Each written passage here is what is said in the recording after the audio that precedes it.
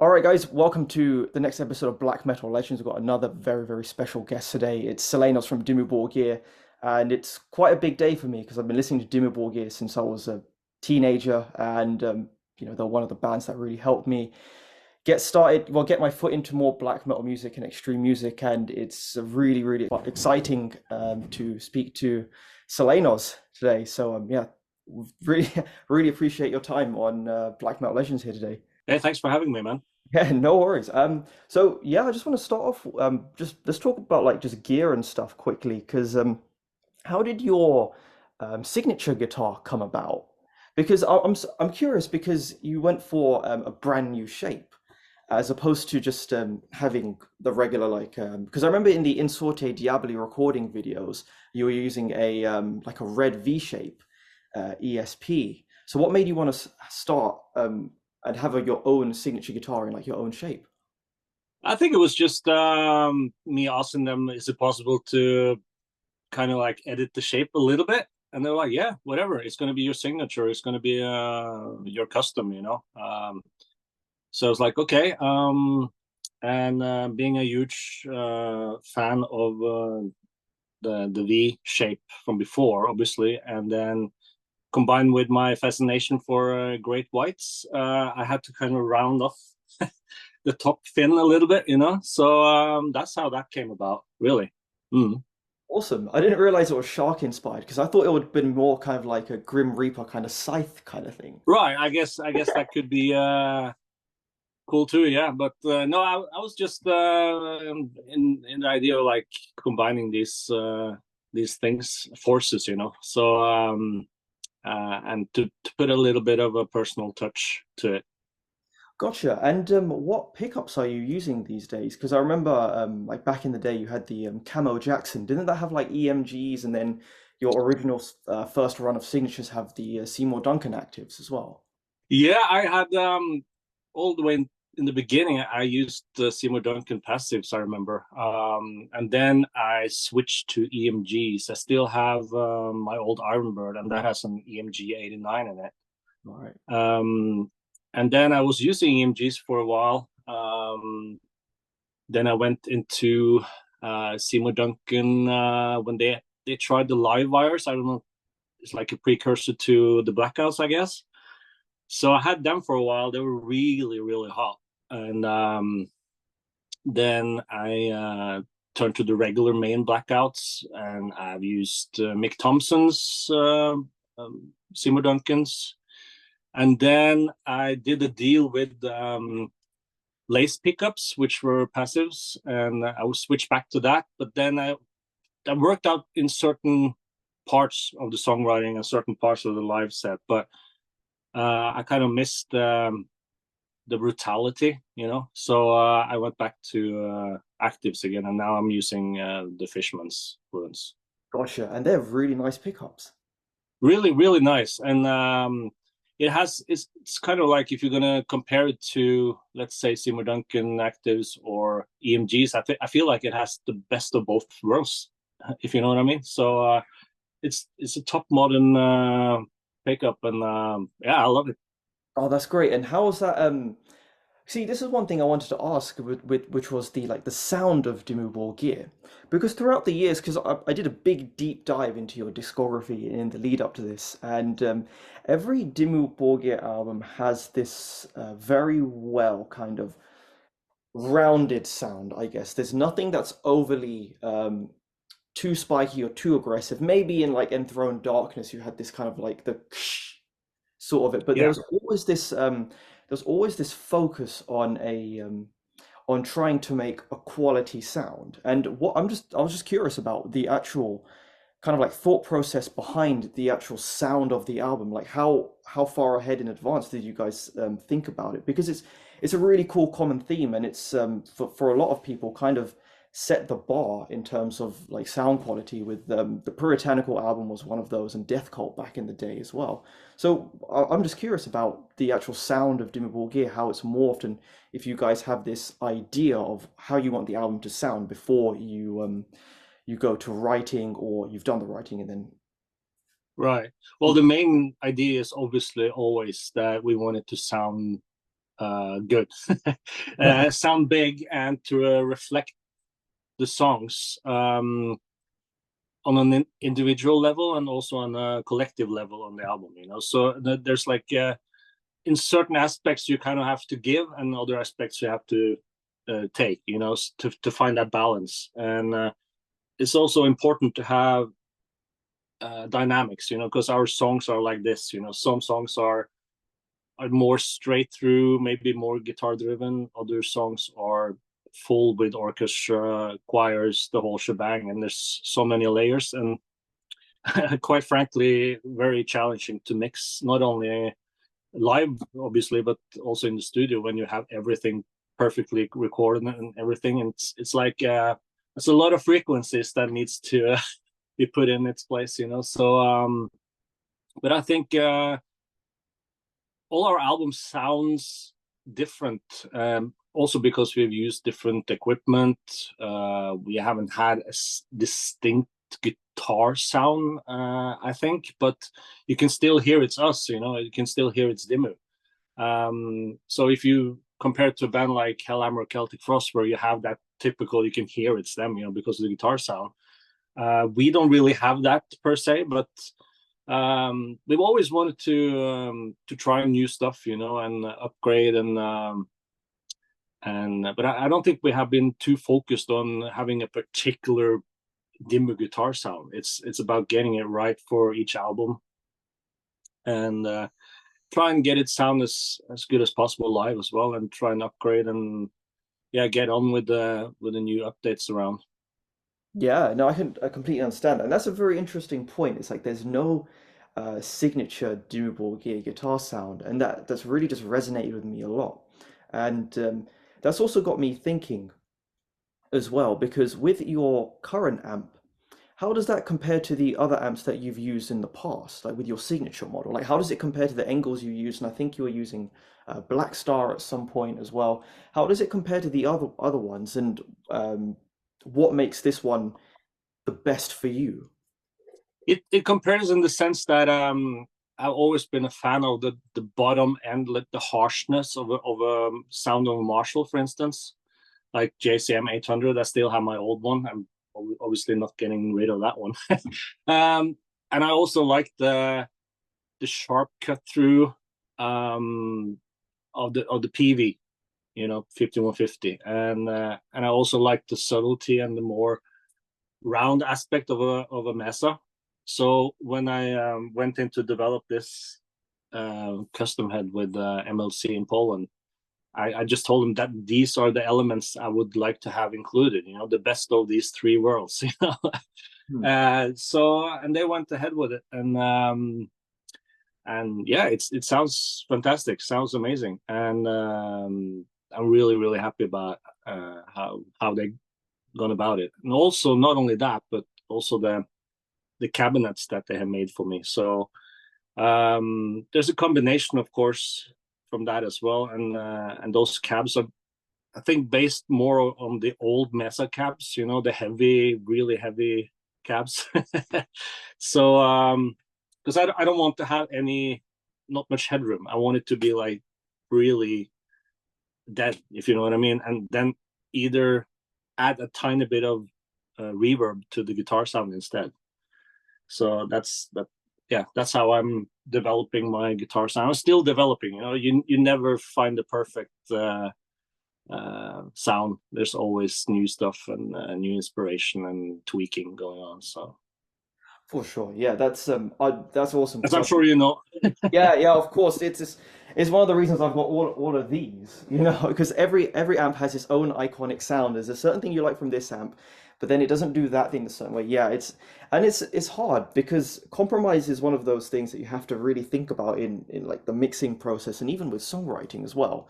So with with Dimmu Borgir's songwriting, how does it compare to now compared to the early days? Because as you were mentioning before with the mix part of it, you've got probably 100 odd layers of orchestration. You've got guitars in there, and you've got all the mics from the guitars and the drums, and even the vocal layers, and just there's so much going on. But Yeah, it's in a good thing, and So I'm just curious about the actual songwriting process. Like, what was it like back in the day, and how has that changed over the years? And yeah, what's exactly changed? Well, it's changed in the sense that back in the day we obviously didn't have the assistance from computers and great technology in terms of recording demos and stuff. So we basically built the songs in the rehearsal place, you know. And it was back then when you were younger, you were more like you thinking like, oh, do you have a riff? Yeah, do you have a riff? Yeah, let's see if it fits, and if it fits, it fits, you know. But now it's more like we have several riffs and ideas and themes for the same parts in the song. So we try and like, I mean, it's a whole different ball game now. And maybe sometimes I have the feeling that we uh, maybe a tiny bit too critical as well, because you know a song is good if a song is good, and if it's good and you listen back to it 3 months later and it's still good, then it's good, right? It's that's how we go about it anyway. And but back in the day, you didn't really have that chance. I mean, we still recorded at the rehearsal place with a boombox and stuff, and have tons and tons of tapes from back in the day, you know. And that's how we kind of like revised the songs and produced ourselves, you know, to do the changes and stuff. And then we went into the studio and recorded the songs the way we wrote them in the rehearsal place back then, you know. Now, of course, with the help of great recording equipment and plugins and all this stuff, we do demos of the songs way differently. We go down to the last little detail before we say the song is finished. You know, we even the leads, the vocal arrangements, the samples, whatever else that's on there, we try and demo the songs as much as possible before we go to the studio, so everyone knows what's going on. There's no ifs, ands, or buts. You know, it's like everybody is on the ball and knows what's going on. And even so, a song is not entirely finished until it's mastered and sent off to the record label, you know. That's when it's done, basically. So but we try and be as prepared as possible, and it helps us a lot. It helps the engineer a lot, you know. And there's always tweaks and stuff being done while we record and during the mix and the master, you know. Yeah, I can get that completely. And what's your songwriting process? Like, what do you think about when recording a song? Because it's, I love that you said that the Dimmu songs go like this. And I think one of the best examples for that is Kings of the Carnival Creation, which to me is one of the best written songs of all time because it's a Oh real, wow, yeah, thanks. no, because there's a real story in the music. There's a real story in the music, and I love it when after Gauda's solo, it comes back in with the dun dun dun dun dun dun dun dun dun dun dun, Right, and then the bum bum bum bum, and then Nick's going bam bam bam, like really bringing up the pace. At the end of the song, you feel like it's just like that part of the journey where it's just rising and falling, and it just gets like super high, and then yeah. So what's your general like approach to writing a song, and what do you think about when you write a song? well, the good thing to mention probably is to try not to think too much, especially when you start with the skeleton of the song. You let it kind of try and build itself. That's probably a paradox, but still, you try and just let it breathe itself into life, basically. And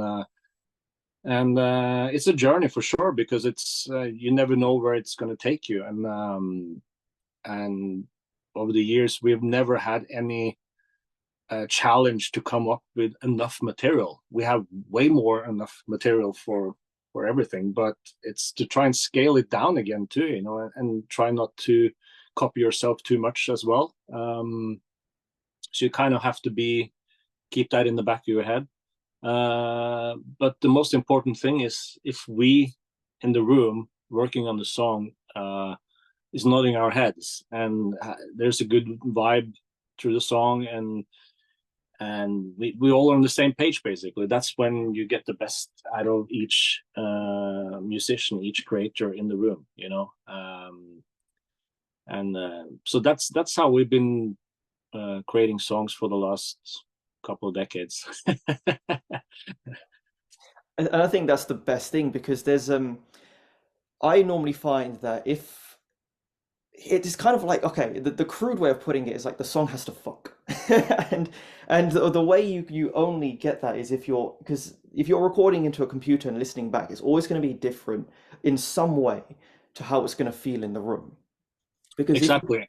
if we take that And then first, oh, go on, sorry. no, I was just thinking, but as also when you're getting in the comfort zone of being in your own studio, you record the song and you play the song, and then you're gonna go into the rehearsal place to rehearse the song before you start the recording of the album. And then you feel like maybe it's too fast here or it's too slow here, and then you have to go all the way back in and adjust, and that can be quite challenging actually, because you've gotten so used to the demofied version of it, and then when you're actually going to play it and go through it, it's like we can still tweak the tempos here and there, and so it's never done until it's mastered in the studio. Yeah. No, I agree, and that's one of the things. So I, by the time this comes out, I would have released a video about how I write riffs, and it always comes back to just getting a guitar and plug it into an amp and just playing, but Yeah. also making sure that when I'm playing something, the next riff feels natural, and I kind of like work subconsciously, like I kind of just let my body do most of the writing, if that makes sense. And Yeah. then that way you can not only hear what's going on in the room before it's recorded, you're actually kind of feeling the sounds as well. You're checking if it's okay to play. And then Mm, once you start recording it, that's normally when I find I make a few tweaks where it's like, right. say you've got a riff and it's got an A ending and a B ending, and then maybe you want an A, B, A, C kind of thing, and and take it from there. And I think when it comes to recording demos, I think that's when that's a really good time to refine as Yeah. well. And of course, having other musicians there and working in the room now because it's very easy now for a modern guitar player to get kind of too caught up in a bubble. And Yeah. and if they, if they want to work that way and they're looking to just be a studio recording, then it's, completely fine. But the live show is a completely different beast. It really is a Yeah. completely different beast because there's so much more going on. There's lots more to think about, and just being able to make sure the audience and even you on stage feels the music. Like you got to feel like that you got to feel like your soul on fire kind of thing, and then that's how it's just feels right. You know what I mean? Yeah, exactly. And that's when you get the real feedback of a song or an album for that matter, when you play it live, for the first times. And I noticed also on the previous album when we in the band are like, yeah, we gotta play this song, because it's got to be a hit live. We play it live, and everybody's like, all right, okay, well, that didn't work out. And vice versa, so songs that you don't think is going to take off live, it's like one of people's most favorites, so it's symbiosis of the energies of between the audience and the band. For sure, yeah. And all right, I've got two questions. So what's your favorite songs to play live? And what Dimmu Borgir riffs are you most proud of? Well, you mentioned Kings of the Carnival Creation. That's a fun song to play live, because it has all these elements that we're known for. And as far as I remember, that was also a song that was everybody in the band contributed to. And I think people can hear that. So, and it's a long song, but when you play it live, it doesn't feel that long. So in my eyes, that tends to be the sign of a good song, good, well-crafted song. I mean, it's always fun to play Morning Palace. It's an old song, and it's probably not one of the best um, uh, crafted we have in the terms of way we do it today. But it still has its ability, I think, and it comes across live really well. In the past, we tried a few times to end the set with Progenies, for instance, Progenies of the Great Apocalypse, and it didn't work although that's a song that everybody loves as well, so it has to be kind of like in the end of the set.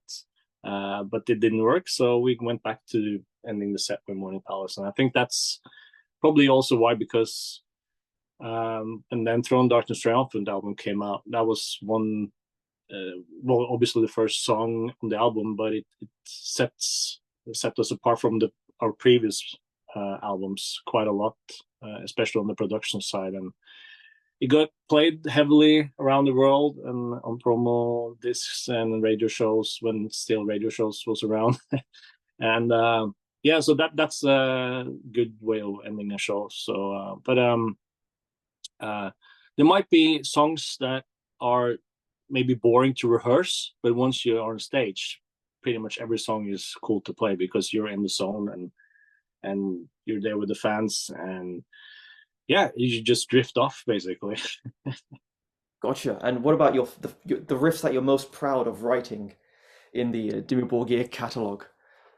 There's I don't know if I can come up with any particular ones, but we are from the time where or the 80s, and we depend on a lot of power chords. And I remember when we also recorded for the first time with Peter in the Biz Studios. He showed us the power chords with the quint, and Yes. the three top strings to make it sound heavier. And it's like, wow, why haven't we thought of that before? So that became kind of like one of our trademarks, especially when there's keyboards, lines, and heavy orchestration, and we do full chords. We try to do the like full chords, all six strings, if possible, depending on what type of, if it's minor or major or whatever, but still to fill in that space basically. And so that's us maybe becomes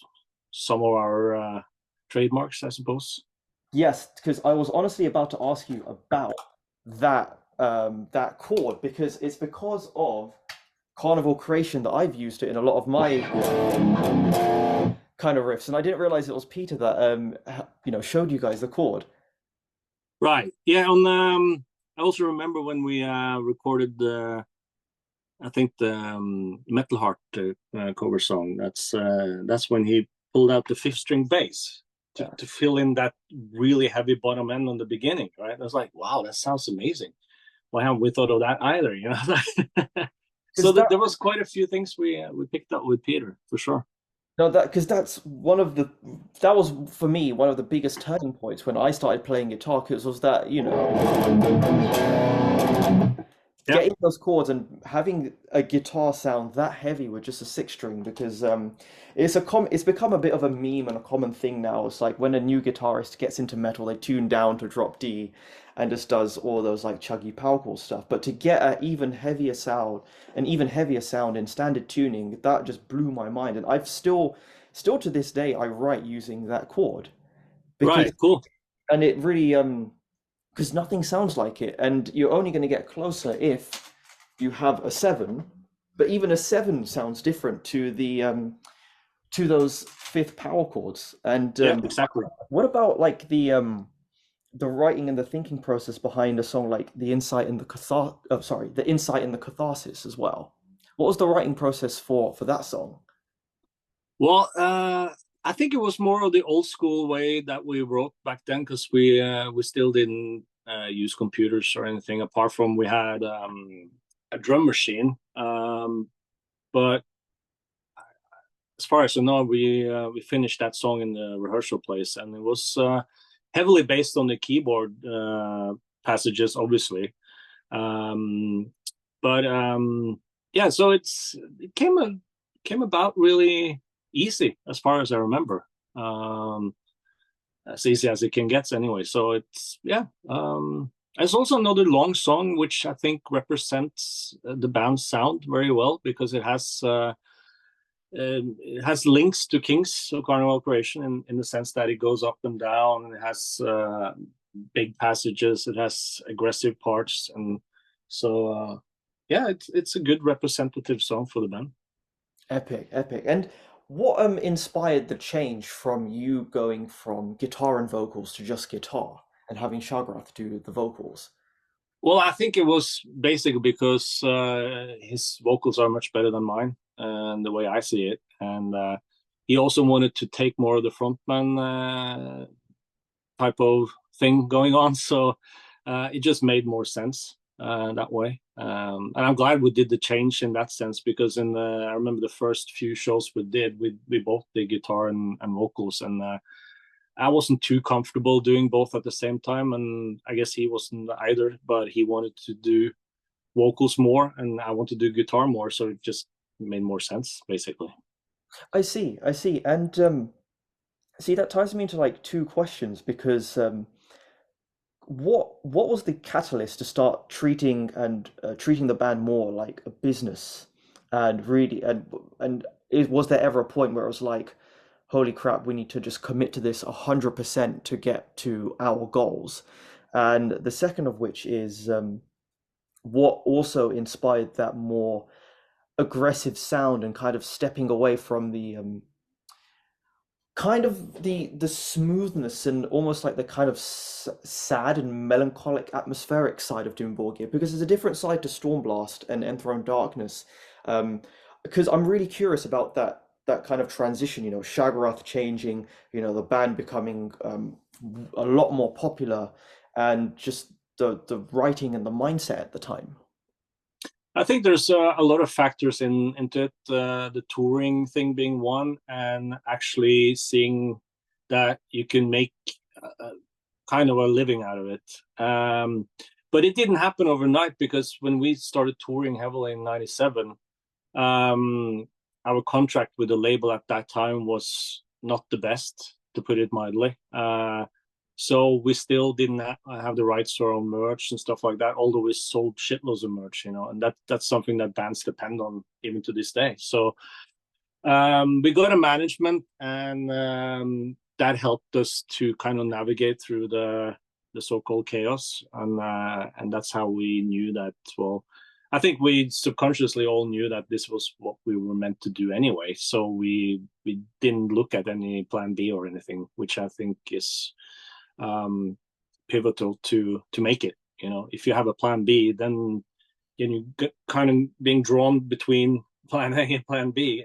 Because if plan A doesn't work out, at least I have this. But we didn't think like that. We had nothing, and we still don't. So that's how you um, yeah, dedicate yourself fully to what you've been doing so far, and you want to do for the rest of your life, basically. So I think that was really important to have a management at the time, and we reworked our deal and all that stuff, and things started moving in the right direction that way. Because let's face it, if you're young and you can't really hold a proper job on the side because you're out playing, and so luckily we managed to navigate through that thing as well. But yeah, so you depend on a certain income to be able to put bread on the table, right? And so, but it hasn't always been easy, and it's never easy. But I think something that's worth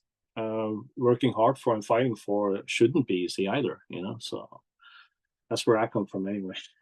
Yeah, it makes sense because there's always behind, every great achievement, there's always some level of struggle, and it's like you have to become a new, not entirely like a new person, but become better and try and find more and more ways to improve and try and just, do what you can to achieve your goals. Yeah, yeah. Other It people, includes a lot of sacrifices, and if you would ask me in 10 or 20 years from now, was it worth it? I would probably say yes. I would probably do the same one all over again. yeah. And what advice do you have for like people in bands and who want to be the next Dimmu Borgir, for example? What advice do you have like for the new musicians? Well, it's hard to give advice because no one really gave us advice, and I'm not in the position to tell what people should do. But I could say, at least if you have the possibility of playing with others, it's important to obviously that you vibe and you're pretty much on the same frequency, and that it's also very important to know your position as early on as possible, so there's no misunderstanding in that sense, because let's face it, democracy only works in the band up to a certain extent, and then there's other decisions that have to be made, and it's easy to take the easy decisions, but when it's difficult and challenging decisions to take, then a lot of people then just move out of the equation, and you're left with one or two or three people maximum. And so it's very important that you find your place early on, and there's nothing wrong with being a leader if you have those capacities, but there's so much stuff to do in the band that every post within the band can be held by different people, So let's say the guitar player and doesn't only have to do guitars, he can do guitars and something else, and the drummer can do drums and then something else in the administrative field. There's tons of stuff. So, but I think most bands, they don't think like this when they start out. They just want to play and jam and have fun, and that's how we started as well. And I think that's the best way to do it, and to see that if it's even something for you. You might like to play, but maybe you end up like playing alone instead. That's more of you as a person instead of there's so many equations in the pot here. And I think that's a really important point that you raised there as well, is that everyone has to not only just play the music, but has to like pull a little bit of weight into like the band admin and organizing. Because really, like playing a show is 10% of the band, being a band. Everything else is like planning, organizing, booking rehearsals, practicing, writing, and actually like playing together is a very, very small part of being a band. But it's one of those things, it's like people only see what they see, and they're not really entirely sure of what happens behind the scenes. And it's so much easier if if one person is focused on like one thing and the other person's focused on another thing, because then it just makes the whole job easier. Yeah, And yeah, everything is just so much, it's easier to manage.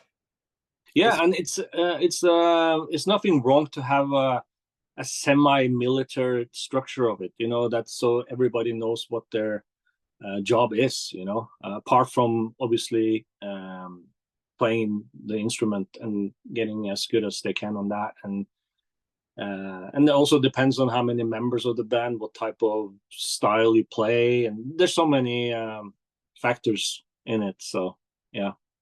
Yeah, for sure. And going back to Stormblast, because I saw on in I think it was some of the notes somewhere that Vikotnik did some vocal parts on Stormblast. What did he do exactly? Well, that was on the I think he might have done some vocals while we did the rehearsals, but he mainly did guest vocals on the first album for Altid. Yeah. Ah, So I think it just came around because we were hanging out at the time, and they had started Dødheimsgard, and yeah, so we were kind of in the same clique, and we recorded at the same facilities, and yeah, basically hung out. And he had a really killer voice. He still has. So yeah, that was cool to have him included. awesome. And with the Stormblast title track, what was the kind of approach to have the that kind of long hypnotic ending? Because Stormblast is one of my favorite Dimmu songs as well. I used to be like a kid, and I used to be like 15, 16, and Stormblast was a song that I listened to a lot because I love the way it was written, because it has that flow. It has that up and down flow. It starts off. I'm talking mainly about the 1996 version when it comes Right, in right. with the ba-da-da-da-da, Yep. blast beat, and then goes into the like triplet grooves and stuff. And what was the idea in writing behind that song and having that long I kind of Yeah, it comes back to what I said earlier. I think because we were jamming more back in those days than we do now, because that's just the way it is. And I miss that a lot, actually, because that's how songs like that progress. And I think it's just about being in the room together, vibing and jamming, and then like, yeah, the the ending goes on for a long time, and it's just like, when should we stop it? Ah, let's have it go for another round, you know. And then you're just like, yeah, let's cut it here. It's more on spontaneity, and I think that's also something that you miss these days, because everything can be perfected on the computer, you know. But as I said, like we do before every album, we go into the rehearsals place once the song is finished, and then jamming it to get everything set right, or to the feeling that we want. So that's but back then we just did it differently. We were jamming, and it's like, yeah, do you have a riff? Yeah. Do you have a riff? Yeah, let's see if it fits. And if it fits, then that's the start of the song, you know. Okay. And with the remake of Stormblast, the 2005 version, what was the how come you guys decided to have it in a more kind of like triplet feel in the beginning riff and add that little lead riff? Because at the beginning it was just it was this, wasn't it, for the beginning music? Yeah, yeah. And then the other And then one, we added the lead on top, kind yes. of. Yeah, Yeah. what was No, the it was basically just to freshen up a little bit, I guess, to try and make it more interesting for ourselves without taking away the feel of the original. But then some people might say that, well, it doesn't sound anything like the original, and you're like, okay, fine, that's your yeah, you're allowed to do feel that, and I totally understand that. But and we also tuned down back to D standard, which we were playing at the time, because we switched to D standard for a while live. So we ended up recording the new Stormblast in D standard as well. So but there was a few edits we had to do to the re-recording. Obviously, the main reason for really doing it was to regain the control over the album ourselves, and also because it was not in circulation for years, and we still think that it deserves to be out there, and so that's how we had to do it, basically. I agree with that. And I think what would be a cool song to add to the Dimmu set list is Broderskapets Ring. Yeah, I like that one, and it's even if it's a slow one, it has a lot of mood to it, and it's one of my favorites from the album, actually. Both the first version and the second version of the album. So uh, yeah, that would be a cool one for sure. Yeah, yeah, and I think Broderskapets Ring, like the way it's done in the 2005 version, I think there's so much that I love about it. There's so much that I love about it. I think because the D standard adds this kind of like layer, like this kind of Yeah, darkness, because yeah, every tuning has a different mood, and if you right. transpose something, it's got a very different feel to the end result. But what I love is what you guys. Okay, first thing that I love is that you added the old part of the song before the new version came, so it starts with Right. an old tape thing, and then it goes straight into it with Yeah, this, yeah, and the way the song picks up as well in the remake version, because the song does this yeah. the whole time with a little bit of ebb and flow, but it really just does this. And Yeah. isn't it Gauda who did the leads on that in the remake? The all of those lead. No, I can't remember how that came about. Actually, it's a good question. It's a good question. Um, but I think we did most of the guitars ourselves, obviously, and we had Mystis came in and did some of the keys. Obviously, Shagrat does a lot of the keys as well. And then Hellhammer offered to do drums, so that was a big thing for us. And then later on, he started touring with us, and obviously recorded Insort to Diaboli. So that was a highlight. Yeah, and at the end of the song where it's like at the end of that song and even the Stormblast remake where he's just changing up the groove constantly at the end of Broderskapets Ring. Yeah, yeah. He's like, That's man, his signature, you know. That's typically him, and it's cool to have that signature, because usually when you re-record something, you kind of want to stick as close to the original as possible, but you also want people to hear if it's different artists playing, then you need to have that signature in there as well. And so that's really cool that you did that. Of course, and it's so important to have individualism. I can't remember what it is, but yeah, that Yeah, individual factor of every musician in the song because it just sounds better. It just at the end of the day, it just sounds better because it feels like it sounds more like the collective. Like you can hear, oh yeah, this is definitely like a Gouda riff, for example. yeah, I Um, totally agree. Yeah, yeah, and I love it. And speaking of that, another cool Dimmu Borgir song is Verdisbird right. because of that lead riff, and it's so groovy. Yeah, It's so groovy. That lead part, that's a Gouda riff, right? that's a typical Golder signature. Yeah, for sure. And it's a song that we actually based off on the drum machine. Back then, we did most of the songs for Death Cult working with the drum machine to get the things right. So I remember when we went into the rehearsal place to play the songs, there was a lot on the drums that got changed for the better, obviously. Um, but that was also a good time when it came to pretty much everybody contributed to the songs, and put their signature on it. And it's a really cool collective effort, and it shines through also on the album. I think it's one of our strongest in the catalog. Yeah, I think so. It's definitely one of my favorites. And another song that I really liked off that is "For the World to Dictate Our Death" because of just the way it starts off. And it just goes so ham.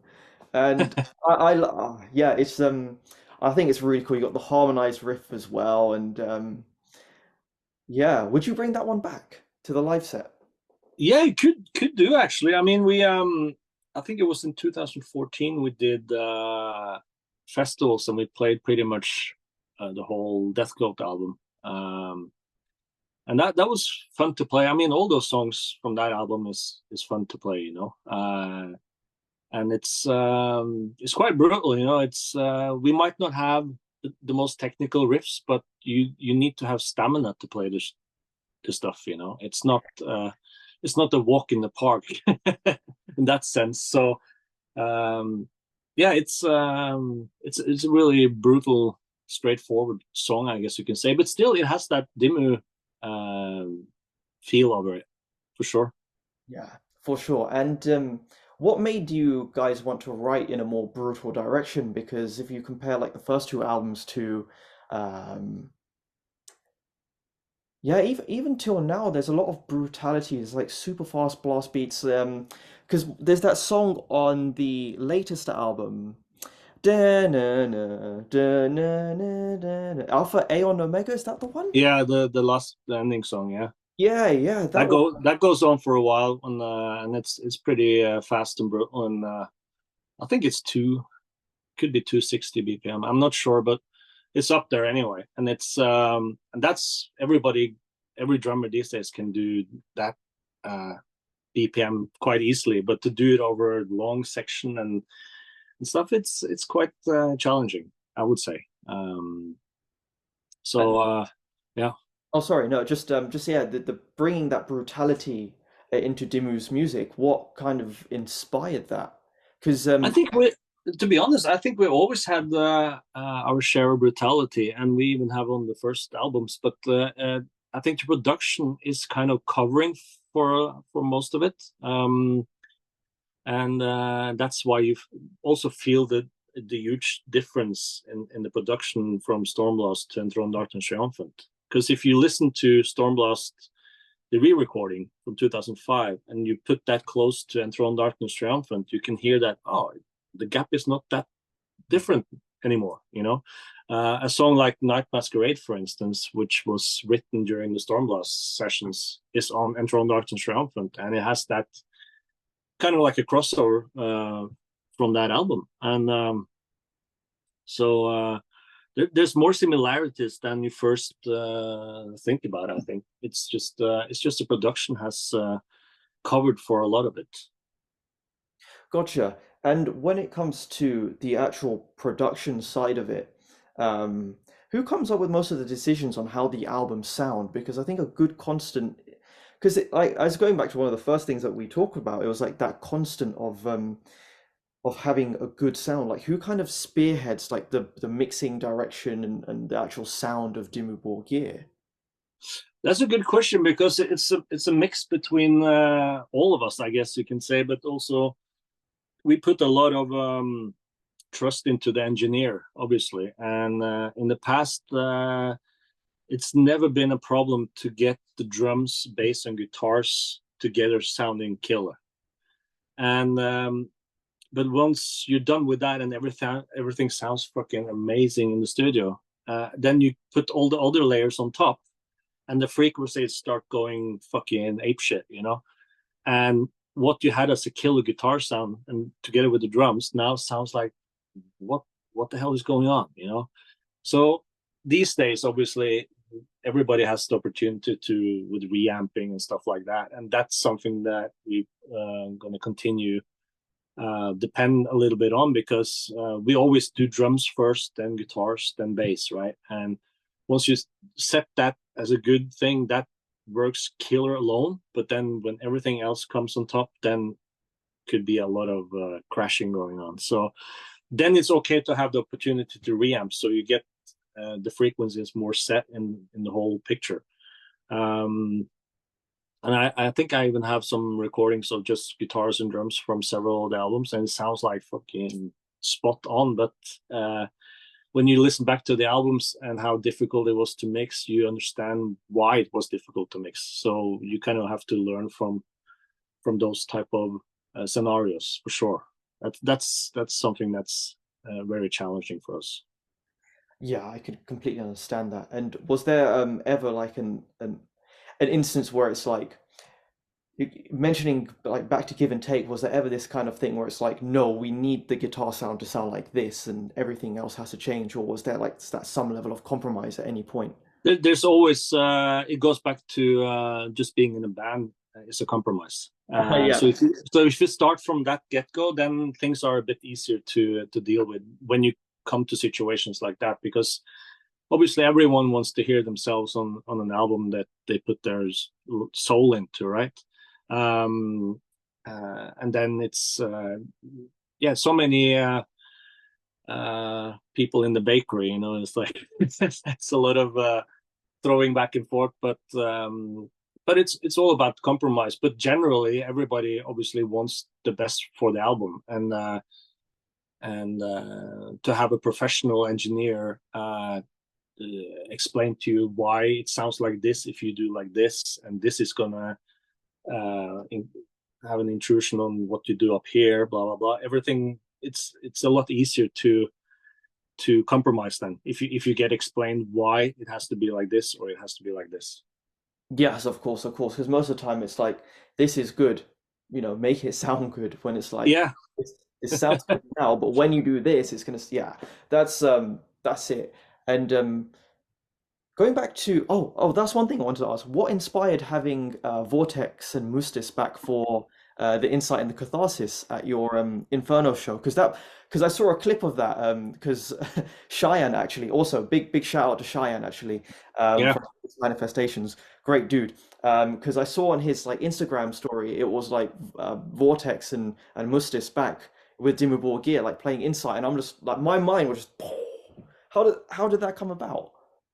No, I think it was just bound to happen, you know. It's strange that it hasn't happened sooner in that sense, but because we had Jodal with us on drums for a few times already. So, but this time, I guess everyone was like, yeah, why not ask them as well, since we're going to be in Oslo and home turf. And, you know, yeah, that was an amazing thing, you know, and it's cool for us. It was great for the fans, as far as I can tell when it comes to the response. So, yeah, it was like back in the day. Would you do it again? Yeah, I mean, I'm up for anything, you know. It's anything that is exciting and makes sense. It's best of both worlds. Yeah, because for me, there's always going to be like for me, my one of my fondest Dimmu Borgir memories is when I was first like, getting into like black metal and extreme music, and there was your Ozfest show from 2004, and I remember just watching Kings of the Carnival creation like that performance on repeat for a while, and I still there's still times where I always go back to this performance, and I'm like,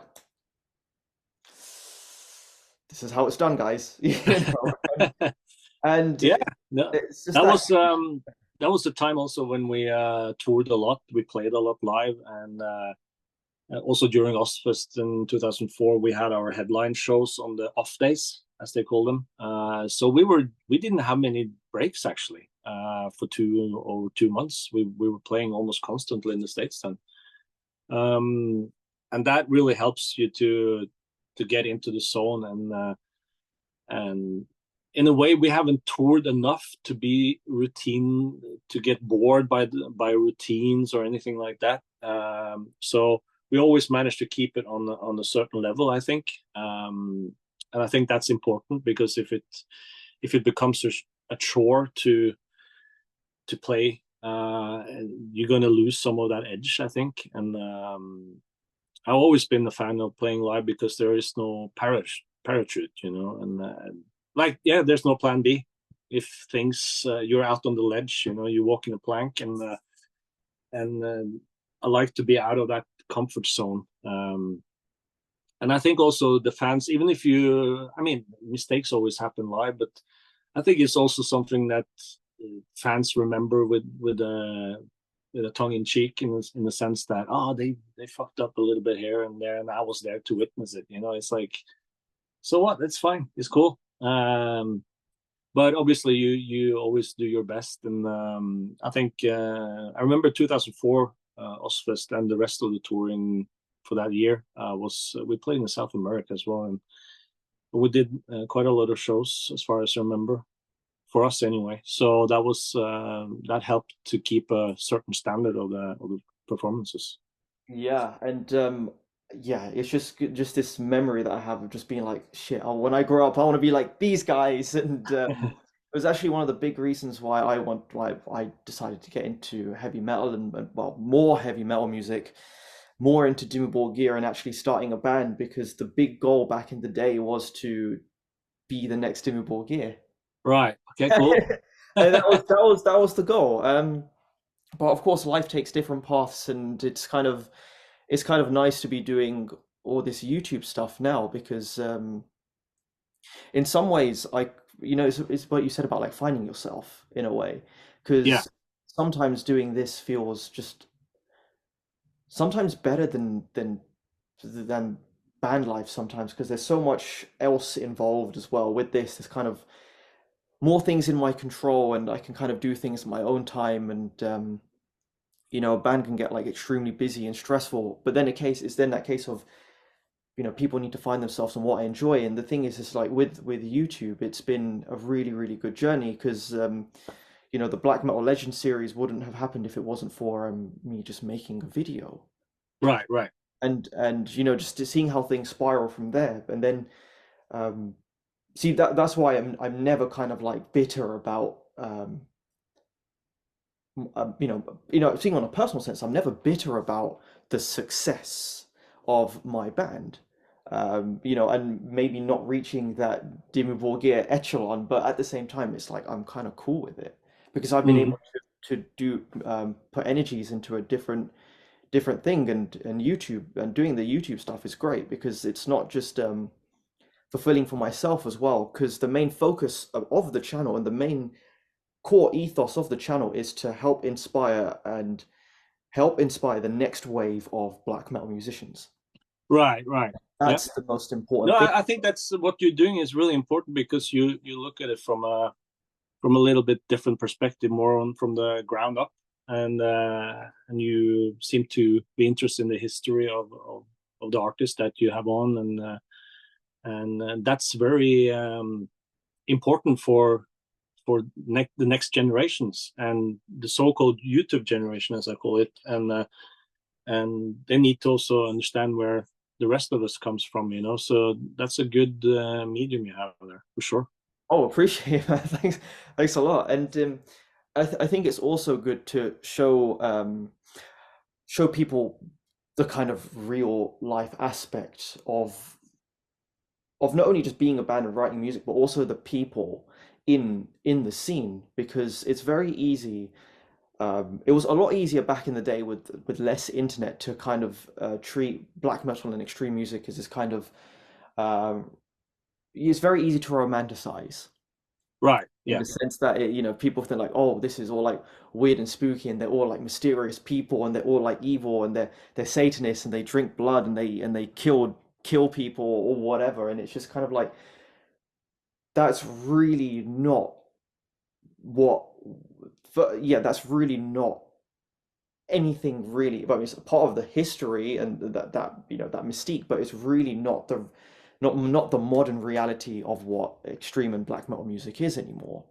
Because the focus that I treat is like letting the music speak for itself, and I think that's Right. Yeah. Totally agree, and that's where we have always been as well, you know. And romanticizing is fine, and that's all cool. But at the same time, after all these years, what's left and standing firm is still the music. You know, it's the musical legacy from all these bands, you know, and it stands the test of time. So everything else is secondary, or it's not, is out there, you know. And Now it's, as you say, with the internet and everything, it's the mystique might be gone, but I think that means that bands and artists just have to work at that a little harder to try and recreate that through the music, you know. And Yeah, and also lay off the blood drinking a little bit. Yeah, for sure. Because I found that I've always naturally gravitated to bands that focus more on music and say the quality of their music, and really try and let the music do all the speaking, and try not to get that tied up with too many other things, because it's exactly like you said, like the music will always speak and the music will always be there. And at the end of the day, that's the most important thing. It's the most important thing to have someone be creative, create what they want to create, and trying to create the best thing possible. Because everyone's got their own idea of what they want music to be. And I Yeah, think it's more important for people to have their own individual personalities shining through in the music, because it's very because I'm guilty of this, case in matter being wanting to be the next Dimmu Borgir, for example, and wanting to play guitar like, I don't know, be able to play and come up with cool riffs like you and Gauda, or fucking Archaon or Shalva from 1349, for example. But then I realized like that's not me. Like, what's the music that I want to make? What's the music like?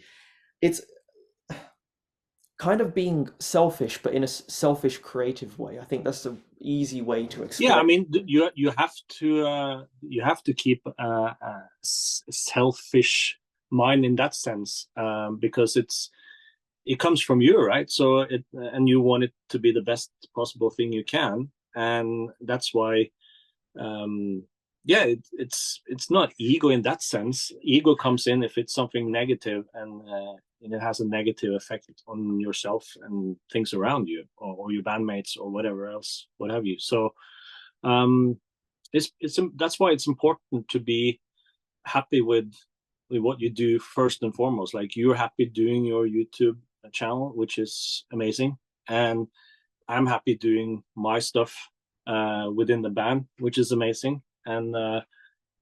And it's like you're on the flight, and the flight attendant says that, well, if in case of emergency, put the mask on yourself first before you help the next one beside you. You know, it's really that simple. So you cannot. I mean, we cannot make the fans happy unless we are happy with it ourselves. And even then, there's always going to be people who don't feel it, who're not going to feel the new album, or but then there's other people that will, and that's how it is. being an artist is an ongoing project. It's not something you're done with. If you're done with an album, you're not really done with it because it's just ongoing. It's a progress the whole time. Yeah, it's I remember because I used to teach guitar a lot, and a lot of people used to ask me was how long does it take to get good? And then I'm thinking like you're never where you want to be. It's always that ongoing journey. It's always that ongoing improvement, development, progress. You never stop learning guitar because you never stop learning new things. It's interesting because music and life are very, very intertwined, as in like the lessons of life are also very, very important for the lessons of music and art in general. And I think Absolutely. a Yeah. lot of people forget that because they see, because the interesting thing is that they see music and playing an instrument more as a skill, which is understandable, as opposed to art and life. Yeah. Because it's very easy to have people think that as well. And I was having a chat with someone. I ended up just talking to someone just randomly in the street, and we ended up having like a good hour half long conversation about everything. And I really wasn't expecting him to say this, but he said like learning music is not only a skill, it's something that you can have forever and always teach someone forever. So there's so much value in having 12 notes and It is. It forgetting is. what you do with 12 notes. And there's so much value in music, and there's so much value in rhythms, and it's and And another. it's like two. I feel there's two types of people in the world. It's like those who like limits themselves to those 12 notes and those who use those 12 notes to just branch out basically. And it's, yeah, like you say, it's great to be thinking about skill and skill level and all that stuff, but if I would start out, I also had that mentality back in the days, like when is it when I'm gonna get good at this, you know? But you, at some point you just have to stop because you see yourself, not that you see your limits, but well, you see your limits in a way too, but also what is it that you think you're best at or good at? Try and focus on that, and not to totally forget what you're not good at because you want to improve, right? But for myself, I don't see myself as a very skillful guitar player, but I know how to play my own stuff. And But I look at myself more as a songwriter than a guitar player, first and foremost. And so in my focus, since since I can remember, is like try and craft as good of a song as you possibly can with what you have on the table right now. I agree because I remember going through a very, very similar thought process when I was like 16, 17. Because I remember like I was playing a lot of guitar, and back in the day I wanted to be like Iron Maiden, be able to play like all the Iron Maiden stuff. So the Iron Maiden chops, with all the learning like the Trooper and Fear of the Dark and stuff really helped me on a technical level as well. Yeah. And then with the Dimmu Borgir stuff and trying to learn your songs at the time, I was like, bloody hell, how am I going to play like this lead riff in Verdesbjörd? And how am I going to, and how do they actually play, the da na na na na da na in the Serpentine Offering? And then Right. it got to a point where it's like, okay, I need to stop thinking technically because really what I want to do is write songs. Yeah. And it was like when I came up with like a few riffs for a song that was Dimmu Borgir inspired, and I am actually going to show you this. All right, so using that inverted power chord, I came up with this riff.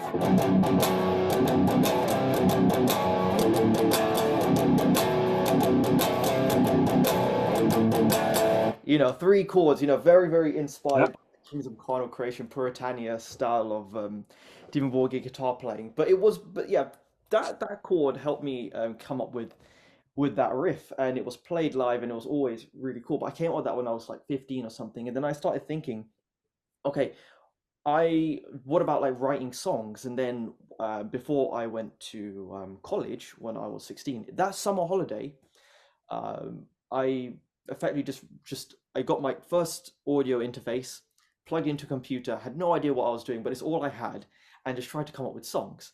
And that still has been one of the best things I've ever done for for myself, and for music and being creative, because that made me realize, like, hey, if I think of myself more as a songwriter, then I can write cool songs like X band or Y band. So I decided to really, really dive more into songwriting and trying to come up with like the coolest song possible. And me and my bandmate and old guitar, guitar player Billy, like he and I, we used to just like hang out in college a lot. We met in college and we started the band and started writing new music, and it was all about let's try and make the best song. And I find that Yeah. so much more valuable than technicality. And it's yeah. So I guess the moral of the story is, um, know your strengths, know your weaknesses, but also have like a good ear for like what Yeah. works well in a song as well, and really try and like pick apart what works well in a song. Because people ask me sometimes, how do I write a black metal song? And I'm like, first of all, you got to know what you want from the song, Yeah.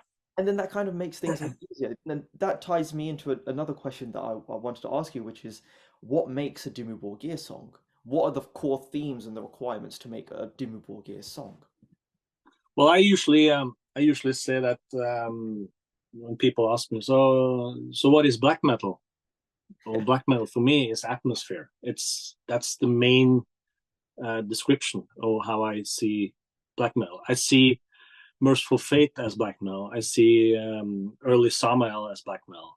Um, and I see maybe even Archgoat as black metal, but they all sound very, very, very different from each other, So um, to me, it's all about the atmosphere and what it gives me as a listener. If I can get visions there and then on the spot and drift off and imagine stuff, then that's atmosphere. And then obviously it has to have a certain typical dark element to it. Otherwise, it's by default it's not black metal. But um, so that's something we always think about when we create a Dimmu song as well. It has to have some.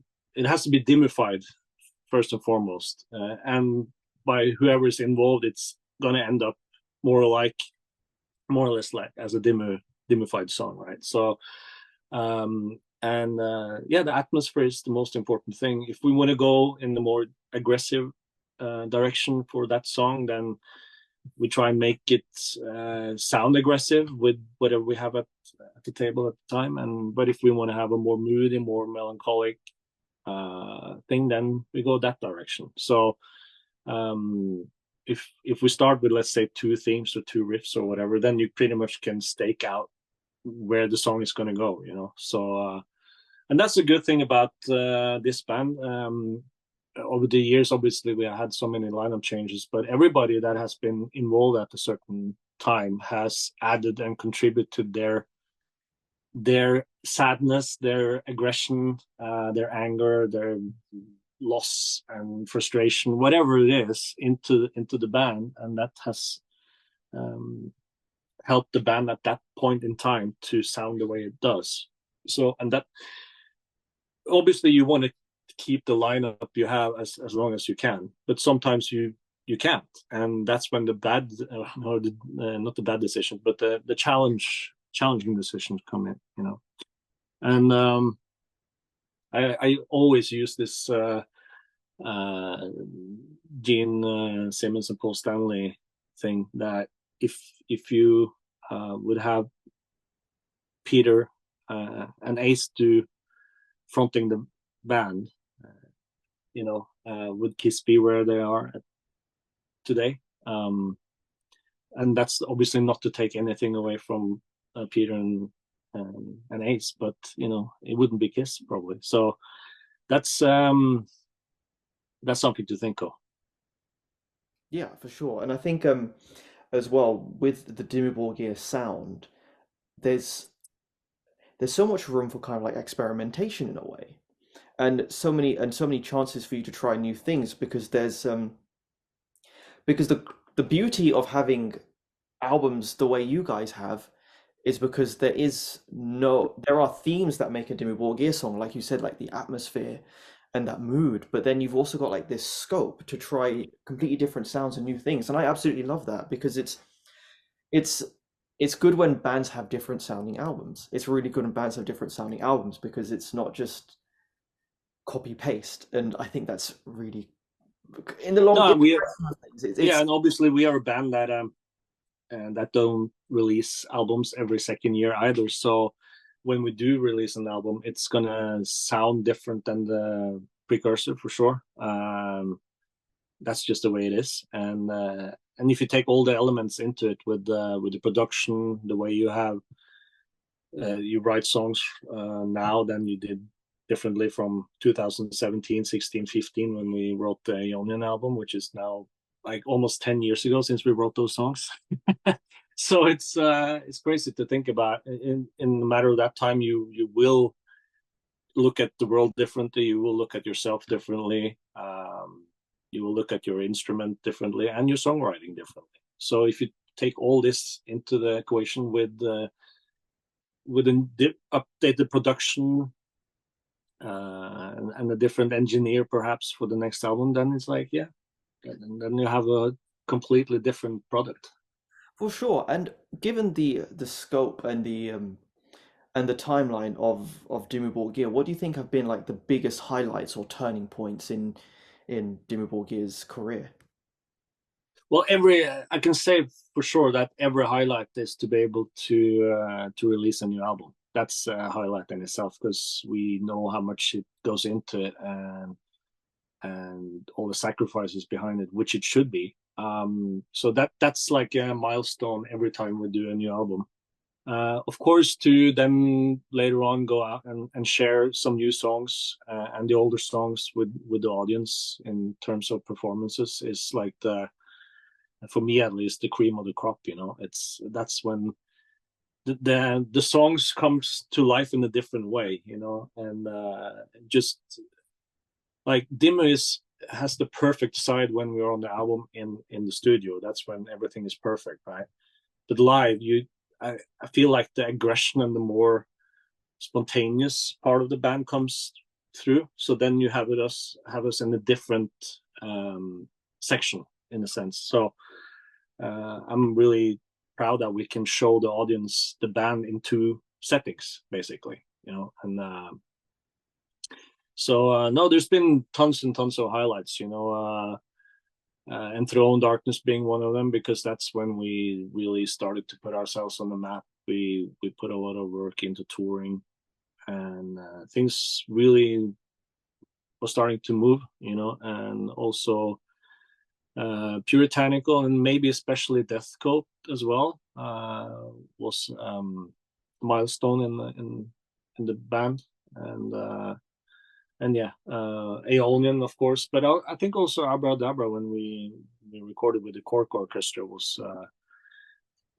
a great achievement. You know, not only the album but also the live show that we did with the orchestra, both the Cork Orchestra and the orchestra from Prague at Wacken. Yes, yes, because I remember it was when Abrahadabra came out. That's when I was, super into Dimmu Borgir at the time, and it just blew my mind that a band would have like that tenacity to be like, no, let's get an orchestra in, guys. Let's fucking go in and get an orchestra with the music as well. And that just blew my mind at the time. And I wish I was able to see you guys at the Oslo show with the orchestra because that would have been, it's such a special show. Like I just see videos from it, and I'm just like, damn. And will there be more Dimmu Borgir shows with orchestra? Well, never say never. The only thing that probably stops it is the financial aspect, I guess, because it's such an undertaking, you know. But never say never. We would definitely be looking into it if the possibility is there, you know. Because let's face it, it works. We've shown it, and we could do it again for sure. But it takes a lot of planning, and what was really different between those two orchestra shows was obviously with Cork they had already played on our album, and they were renowned, most of the renowned orchestras in Europe, you know, and Cork Orchestra at MIK. And so when we did that show, that went kind of flawless, I would say. The only thing technically that didn't work, as far as I know, was there was one black screen somewhere in the production. That's the only thing that didn't work in the sense. So, and then the year later, we play at Wacken Open Air in front of 75,000 people or whatever, and you have 45-minute changeover, right? And you're gonna mic up 100 people on stage in the festival setting. It's like, what can go wrong, you know? But that went well as well, and it's cool to have been able to do both type of settings. You know, the perfect orchestra show, and then the more rock and roll based attitude to it, without any sound check or anything. You know, so yeah, it's all about preparation, though. No, because I've yet to see you guys play. Um, yeah, I know I need to at some point. If I need to travel, I need to see Dimmu Borgir now because it's been way too long since I have. You're probably one of my favorite bands I haven't seen yet, and I'm always like, damn. And I remember you guys did the Enthroned Darkness tour, and my college classes were in the evening, and I really should have just been a rebel and just gone to the gig. That's one thing that I regret, but hey, I need to. That was when we did the Enthroned Darkness tour in full, and was it 212, Uh, 211, 212? yeah, it was 2011, 2012, around that kind Yeah, of it time. was around that time. Yeah, yeah. I would have loved to have seen it because I know you played I can't say it properly in Norwegian, but is it Rabjorn Draheimen Rabjorn Spila Draheimen Skodda? Yes, that's pretty good. Cool. Yeah, Very well. Yeah. yeah, and that's a song I really want to listen to live because I remember hearing it on fucking Godless Savage Garden when you've got the Yeah. that chord progression is just like so cool, man. And it's that chord, it's It's very very simple, but it has a lot of feeling to it. You know, exactly. it's as simple as it can get, pretty Yeah, much. But and it's so beautiful the way the chords ring together. And it's that second chord. yeah, It's just that very it rings out in between each other. So it makes a full landscape out of those yeah. two riffs, basically. It's So so icy. I love right, right, I, yeah. I love it. It's so I mean that's the picture I get like mountains and ice and frost winds and stuff and it's so So special. And was that one that must have been one of your riffs? yeah, that's actually one of my first guitar riffs in that sense that I actually was like, oh, so worked out that songs. And back then we did a lot of open string stuff that we thought, oh, with distortion it sounds kind of like eerie, you know. And it's like, yeah, let's keep that. And so now when we play this song live, we kind of like take aspects of the first version and we take aspects of the re-recorded version, so kind of blend it together. And obviously some of the songs we play live from the newer stuff anyway are has to be in click, but this song in particular is obviously not on click. So it's always cool to like, what tempo are we going to play it today, you know? Oh, wow, So I didn't realize that you because I would have thought that every song that Dimmu Borgir played live would be with a click now. no, Oh wow, okay. That's peculiar, but cool. yeah, no, I mean, we could, and we have tried even playing certain songs off the click, but was like, nah, let's keep it to the original, and let's just let it flow, you know. And that's just how it is sometimes, you know. You after a while you figure out what's working and what's not working so well. So yeah. That's epic. And do you guys play that song more often now than you did before? It's been pretty consistent in the set, I would say, because we haven't been um, playing too many old songs in the last few years. So, but this has been pretty consistent in the set, I would say, and it's a cool song to play live for sure. It's very short and it has like almost like a rocky feel to it as well, and Yeah. it has typical Judas Priest thing in the, you know, it's like very typical heavy metal 80s style to it as well. but it works so well. That's one of again, that's one of my favorite Dimmu songs as well. Yeah, it's one of mine as well. It's not because I made it, but it just works. It works really well live, and the fans like it, and yeah, it sounds cool. Yeah. And are there any other songs that you want to bring back from the past? Yeah, I mean that's the thing with us. After so many albums and so many years, you have so many songs to choose from, and like you mentioned, Broderskapers Ring, which would be cool song to add to the set for sure. But I mean, there's tons of older stuff and songs that we played in the past that we haven't played now, which always works. And so, but that's a good thing, have so many things to choose from, so many songs. Because I was thinking about this the other day about like cool Dimmu songs to bring back from the past. I think Dreamside Dominions would be a cool one. We have Dude, never played it live, so that would be a really? first thing. No? Oh hell yeah, yeah. That's oh, okay, yeah, Dreamside Dominions. That would be a really cool one to bring back. Yeah, yeah. Um is it in indoctrination with the when you got like dun dun dun dun dun dun dun dun dun dun chun chun Yeah, chun. that's Indoctrination, yeah. That's some also a song we played quite frequently on and off in the past. And it always works well, it's a brutal song, but it also has this really doomy kind of gloom feeling with that, and very orchestral type of feel. Like I feel like it's could be like Prokofiev or something for that part that you mentioned. Yeah, and Cataclysm Children could be really cool. Um,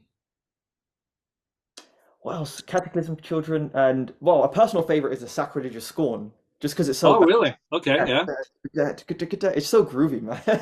yeah, yeah. No, it's cool. I don't think we've played it since the sort of touring cycle. Can't Yeah, remember anyway. and there was It's been a while. there's another song. Hang on, I need to bring it up now because I've forgotten the name. It's the Dimmu Borgir song of In Sorte Diabli that has the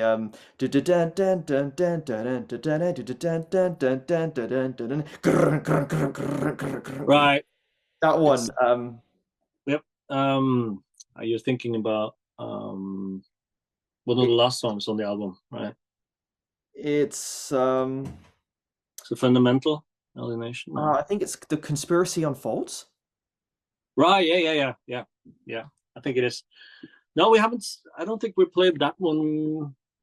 If we have played it live at all, we haven't done that since the cycle of Insultas either. So that's yeah. I think that would be a really cool one as well. And would you guys ever release a Dimmu Borgir tab book? As in like either a greatest hits tab book or like a tab book for your specific albums? Yeah. I mean, that could be an idea for sure. Because the few times I'm on YouTube and see people play some of our songs, it's like you got the melody there, but it's not the way it's played, and that's how it is. I think that's more common than not. So because obviously some of our songs and the production can make it really muddy to hear what's going on with guitar, especially. So that's understandable. But yeah, tab book wouldn't be a bad idea. Because there's one part in particular, and I think I've clocked it, but it's in going back to what you're saying about things that don't people play correctly. It's the morning palace bit. Hear the cries of the morning palace, and then you've got a lot of guitar chords that used to do something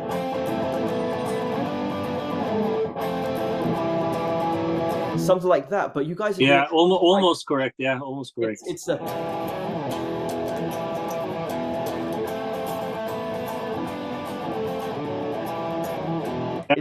it's is it like that or is it It's anything that you almost correct, but you only move the pointer finger on the first. oh like that? Right.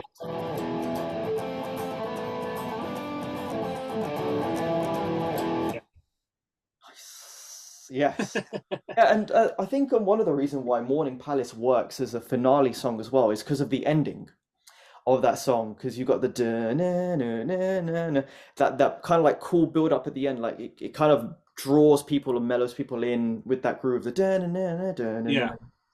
And then It you got has, if you think about it, that song, like I also mentioned earlier, it's probably not the best crafted songs we have because it has quite a few stops in it, which means that we have, what are we going to do now? Yeah, let's put hmm, this riff here. But it works. yeah. Live, especially, it works really well. And so I think there was a time in the past where like, yeah, let's try and avoid as many stops as we can in the songs. But now it's like, let's write the song and write the song, and let's see how it feels, even if it has 10 stops in it. You know. And that's really the best thing, really, because I like how sectioned Morning Palace is. It's one of those things that works as well, and oh yeah, In Death's Embrace, that's another really cool song. Of Right? Yeah, we haven't played that for a while. So That would be a good one to bring back as well. And yeah. oh, so I remember. So a friend of mine and I, for the channel, we decided to do a Dimmu Borgir versus Cradle of Filth kind of like riff battle kind of All thing. right. I transcribed the keyboard melody on guitar. All right. That was a Cool. pain because you have to be so Yeah. on it, and the amount of repeats and stuff, and that was, yeah, I love In Death's Embrace because it's so, again, it's just so groovy, and I love that keyboard break in the middle as well. Yeah, and it has like a lot of the stuff on, especially on Throne, I guess, has a lot of regular heavy metal passages, you know, and regular heavy metal chords and stuff like that. So I guess it just shows where our upbringing is from, you know, late 70s, early 80s, and or hollow 80s, basically. But yeah, And it's great because the guitar playing in Dimmu Borgir has developed over time. Like there's a lot of quite technical guitar parts in even in Sorte and the new albums as well. And one part that stood out to me because some it's really interesting because someone actually asked if they wanted a riff lesson on it, and it's the Gauder's clean guitar part in the Serpentine Offering. yeah, And that's like I remember learning it from watching. There was a video that you guys did back in the day where you broke down the Serpentine Offering and Chosen Legacy. And I remember right. learning it, but I haven't played it in so long. But I actually got it like note perfect, finger positions, everything, and that is so tricky to play. Yeah, it's kind of tricky. That's why he plays it, and not me. Even the Verdesbeard riff, like I've been playing that song and well, playing that riff on and off for years, and it's always that second phrase, the fucking hell, it's actually going to be on camera now. I can't fuck this up, but this bit, Yeah, well, he's got to see. I'm fucking it up now, but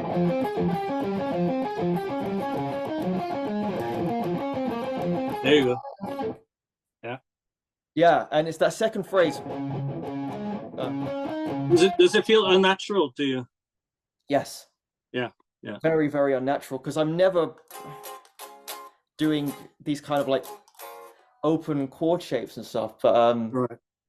yeah, Verdesbeard, what a Yeah, great. we have quite a lot of unnatural stuff, I suppose. But for us, it's totally natural. You know, it's just it might not be what people would call musically correct or whatever, but who cares? Who gives a fuck, right? It's better. Yeah, It's better like that because there was a time period where I was writing and I was so locked into the natural minor scale, for example, and now and it's just I'm like, why was I doing that? You know, it's so much easier to let your the wrong notes just sometimes sound better. Like it yeah, should, yeah, things that shouldn't be there just sound better because I don't think it's good to limit yourself when you're songwriting. I think it's good to have certain themes, which you could say is a limit, but when it in the yeah. actual But it's, you also have to think, especially from where we come from, or and many Norwegian bands, especially, we've used a lot of dissonance, you know, and also creating dissonant riff by um, with a mistake, and that mistake, oh, let's keep it in there because it sounds fucking eerie and cool, and let's keep, yeah, but it's not, keep it because it sounds cool, you know. yeah. uh, that's how we have grown up writing our music. And obviously we have taken a lot of inspiration when it comes to the dissonant style. Snorre and Torns, of course, the main creator of that style, you know, that everyone has kind of ripped off, but also at the same time done their own um, expression of it. I know that Jonan Dissection was heavily influenced by Torns. You can hear that in Dissection's music, right? And so that he's been an originator when it comes to black metal, for sure. Yeah, yeah. Snorre is he's awesome, man. He's awesome. He's yeah, great dude. And going back to one of Dimmu's songs, actually, I'm going to swap guitars because it's actually in D standard. One thing that popped to mind was Sorgen's Kammer Del 2 off the Storm Blast remake, where it's Right, right. that's dissonant as shit, and it's Yeah, so it is. and actually, I want to ask you while I've got this guitar now. That first riff, is it played like this?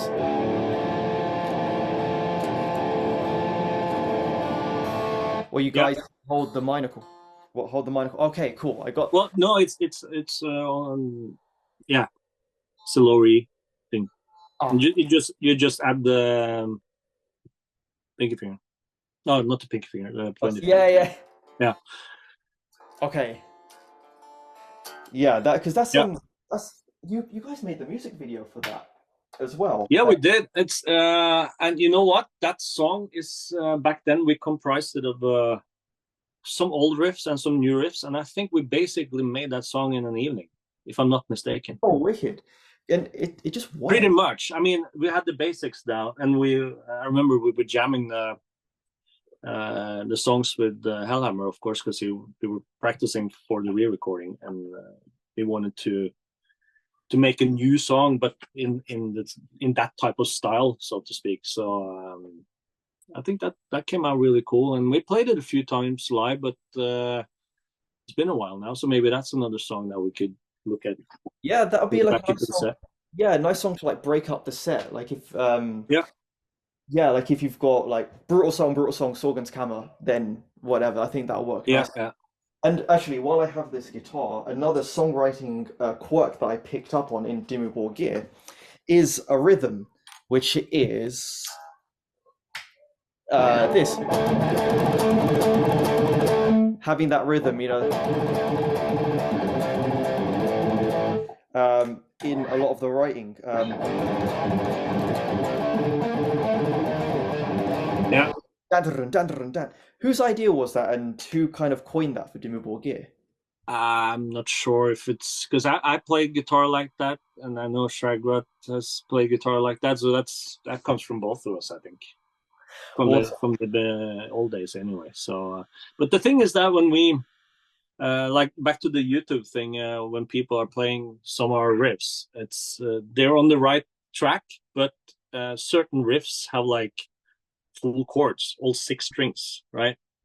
Um, the minor chords anyway. So and when they play it with two strings, obviously it doesn't recreate that feeling. It's not correct, but it's note by note it could be correct. But to get that full wall of dissonant feeling, you have to obviously play all six strings, and that can be tricky when it goes fast or if it's like has a rhythm to it. Yeah, because it forces you to have that kind of wrist dexterity where it's like, Right. Yeah. and yeah, it all comes back to Thorns. All comes back Yeah. to Thorns, and yeah, that signature. I love Thorns, man. I Yeah. Me absolutely. too. I love. What's your favorite Thorns song? Oh, that's you put me on the spot now. I think well, I grew up with the demo stuff, didn't I? So, but I think it's when I listen to bands like Torns, it's the whole thing that Yeah, gives me not particular song or riff. It's the whole yeah. thing, right? When you put the headphones on, just like drift off. Other bands I listen to because it's like yeah, it's cool, technical there and stuff. And it's one or two or three songs, and then I move to a different artist or whatever. But with certain bands like Torns, for instance, it's the whole thing. I need to sit down, and just like leave everything else. Yeah, it's really kind of it's so riffy but so soundscapey at the same time. I love it. I love it, Yeah, man. Um, yeah, that Thorns album and even the Grimmuck demo. Holy crap, that's just yeah. it's just special. It's part of Norwegian music legacy. I would go as far as to say that. We have Grieg, we have Ole Bull, we have yeah several others. Munch and whatever type of artist. But yeah, Torch should definitely be up there. I think so too. See, like going back to Munch, like a lot of his paintings are kind of like dark and show this kind of weird kind of like mindset or maybe even negativity as well. What do you think the see this might sound like a bit of a weird one, but it's like do you think there's what is it about Norwegian art that kind of has do you think has fallen into this kind of like darker territory? So because it's something that I've just I've given it a little bit of thought and it's just what do you think could be like the parallels between an artist like Monk talking about dark themes and even a musical genre like black metal as well. It's most likely mountain spring water. No, I don't know really what it is. I think it's um something ancestral, Hmm. um something to do with uh, this part of the earth. Nature, of course, has something to do with it. I would say anyway. Hmm. Um, so yeah, you can draw similarities between the paintings and the music and stuff. That's for sure. It has a combination there, I think. Gotcha. Because I'm thinking about my my kind of like journey into music as well. So I'm from a, Indian background as well. So I grew up listening to a lot of Indian music, and my dad was into like hip hop as well, and get and a lot of British music is very anthemic as well. Like say Iron Maiden, for example, and Black Sabbath is very like vocal, sing along kind of melodies. As kids, we have like group assemblies, like singing assemblies as well. And if you like, even in like modern culture as well, a lot of, I mean, like modern pop music, a lot of British fans as well, they're sing along kind of people. So there's always been, I think that like when it comes to like my influence as well, there's always been some kind of like hook or melody that needs to be written in the music or something that has to be catchy at least. Right. Well, and even with like listening to Indian music, a lot of it is kind of like complex with like the kind of vocal melodies and like arrangements as well. And a lot of like traditional Indian folk music can also be quite chaotic as well. It's Hmm. almost similar to, someone going tak tak tak on the drum, for example. It's very kind of like all over the place. And it's interesting how someone's upbringing can influence the music that they make, like even subconsciously, and they just don't even realize it. Because I'm noticing now like with with age for fuck's sake, like there's musical influences that I'm kind of like picking up on from things that I didn't even realize was like like cartoons, TV shows and stuff, and old video games, for example. And it's very Yeah. strange, like with the Dimmu Borgir and stuff, like was video games ever like an influence to your writing? Like were you guys ever like video games? Did that No, not really. And that might be weird to hear that, but no, not really at all. It's more like you would also think that maybe it was movie scores and classical music and people in the band have classical upbringing and stuff, but not really. It's just having an affinity for atmospheres and things, all things dark and sorrowful and melancholic and yeah, and just darkness. Mm.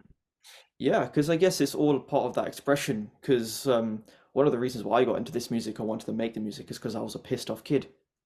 Like Right, right. putting Yeah. in the bluntest way possible is kind of like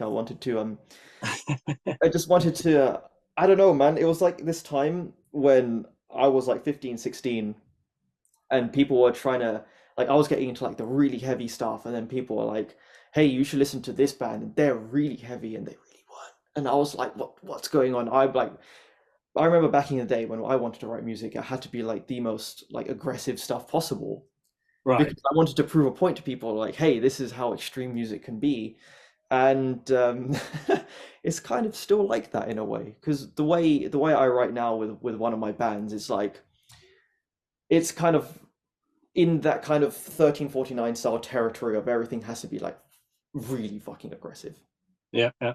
really aggressive, and I like it like that. I I like it like like it like that too. I mean, I think a lot of people think that since the way Dimmu sound like the way we sound, they think that, oh, you must be listening to a lot of melodic type of music, and yeah, sure, we listen to that as well. But our main inspiration, if you can call it that, would be old black metal and death metal and old obscure cult heavy metal, you know.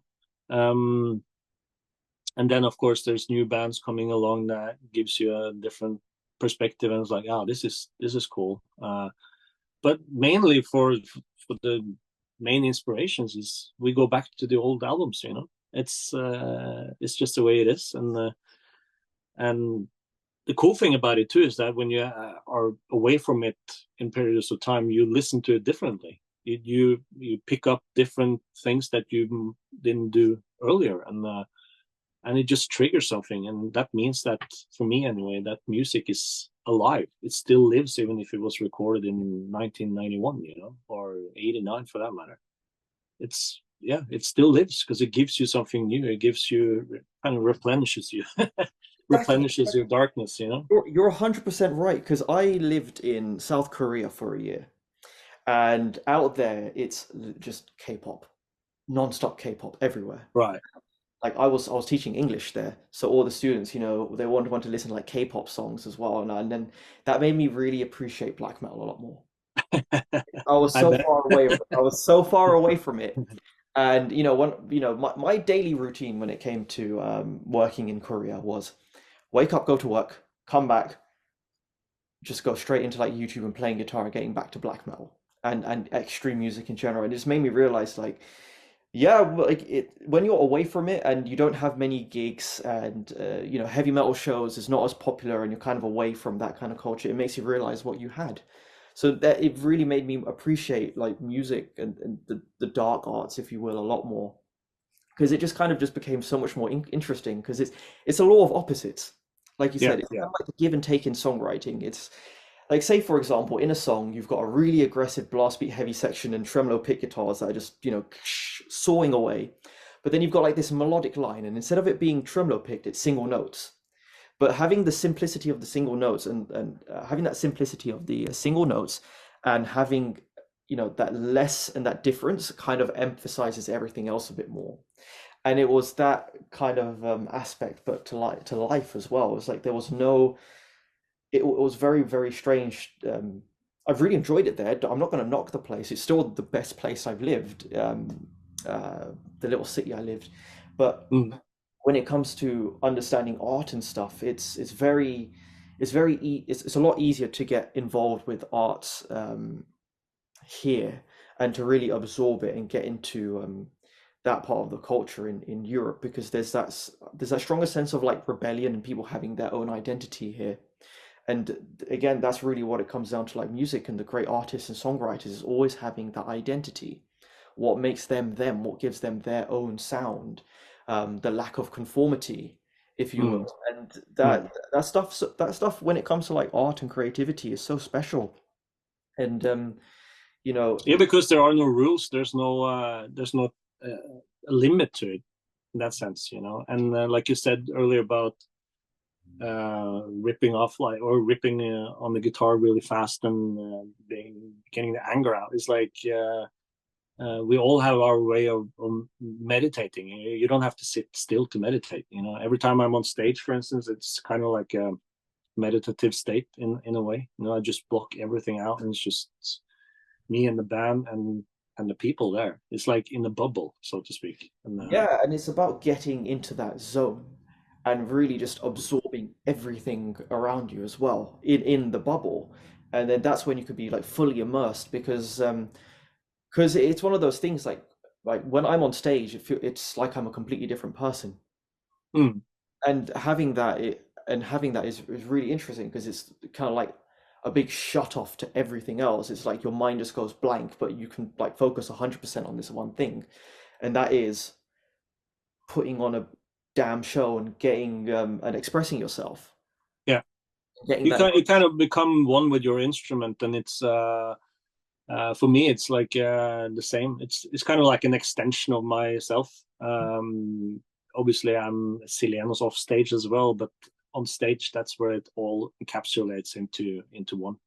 Yeah, and it's important to have that as well, like have the because then that well, yeah, it's what separates yourself to the artist as well, because when you're doing the thing, you are the artist, and it's and I think it's good to give 100% to being that artist as well, Yeah. um, and giving the music what the music needs. What's the best advice you can give people who are starting to learn black metal guitar and want to start bands? What's the best advice you can give them? Um. Well, get a decent guitar if it's guitar that you want to play, and yeah, and maybe a little practice amp type of thing, and just take it from there because it's you don't have to have fancy equipment or anything like that because you will figure it out if it's in your hands and if you're in your spirit, if it's something for you, and a lot of great stuff has been recorded on very minimalistic equipment. So um, that could be an advice I can give because you don't have to go full on with the instruments. You know. Yeah, cool. I agree. I think people get too caught up in what they're playing rather than their actual playing. I Yeah, totally agree. yeah, Yeah. I totally get it.